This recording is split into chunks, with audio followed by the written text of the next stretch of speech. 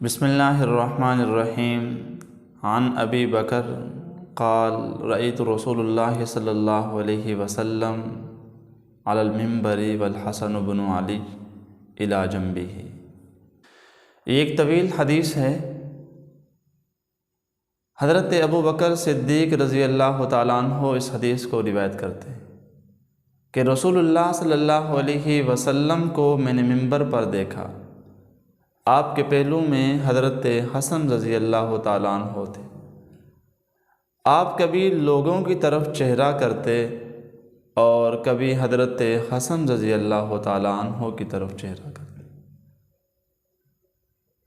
اور فرمایا کہ یہ میرا بیٹا سردار ہے، اور امید ہے کہ اللہ تعالیٰ اس کے ذریعے سے مسلمانوں کے دو بڑے گروہوں کے درمیان صلح کروائے گا۔ اس حدیث کے آخری الفاظ ہیں ان یصلح بہ بین فئتین عظیمتین من المسلمین، کہ امید ہے کہ اللہ تعالیٰ اس کے ذریعے مسلمانوں کے دو بڑے گروہوں کے درمیان صلح کروائے گا۔ اس حدیث کا مفہوم یہ ہے، حضرت حسن رضی اللہ تعالیٰ عنہ کی فضیلت اور حضور علیہ الصلاۃ والسلام کی ایک پیش گوئی کو بیان کیا گیا۔ حضرت حسن رضی اللہ تعالیٰ عنہ کو بے شمار خصوصیات حاصل ہیں۔ سب سے پہلی خصوصیت، رسول اللہ صلی اللہ علیہ وسلم کی سب سے چھوٹی بیٹی سیدہ فاطمہ رضی اللہ تعالیٰ عنہ کے حضرت حسن بیٹے ہیں۔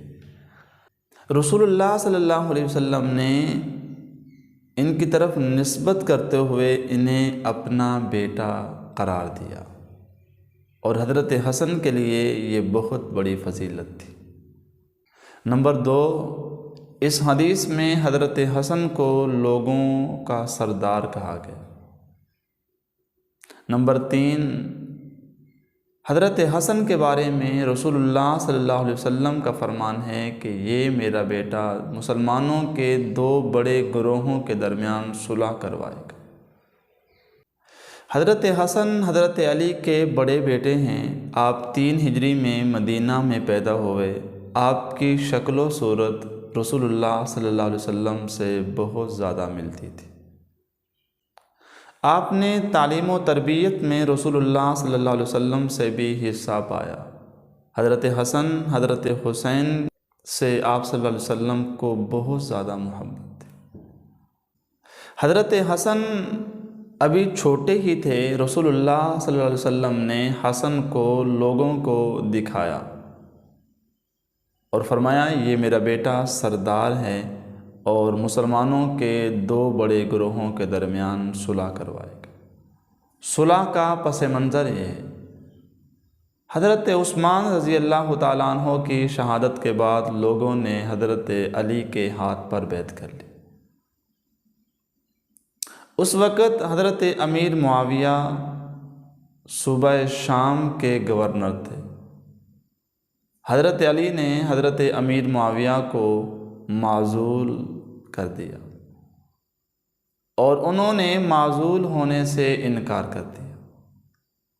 حضرت امیر معاویہ کا کہنا یہ تھا کہ پہلے عثمان کے قتل کا بدلہ لیا جائے، پھر میں آپ کے حکم کی تعمیل کروں گا۔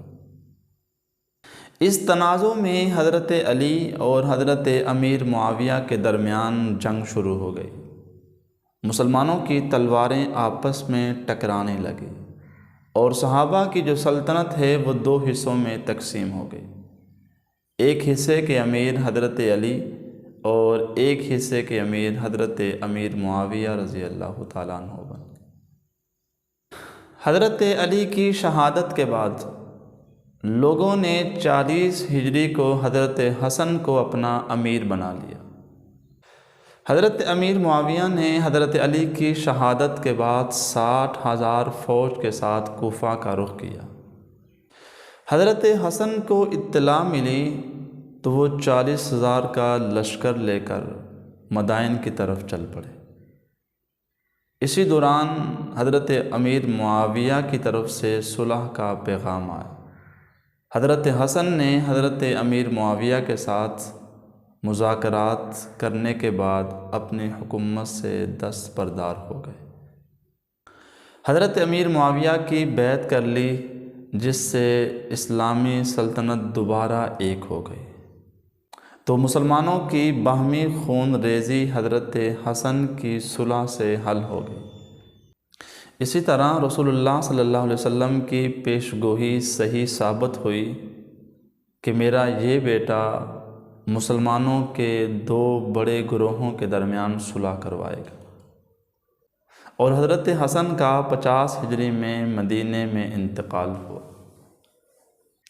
اس حدیث کے آخری الفاظ یہ ہیں ان یصلح بہ بین فئتین عظیمتین من المسلمین۔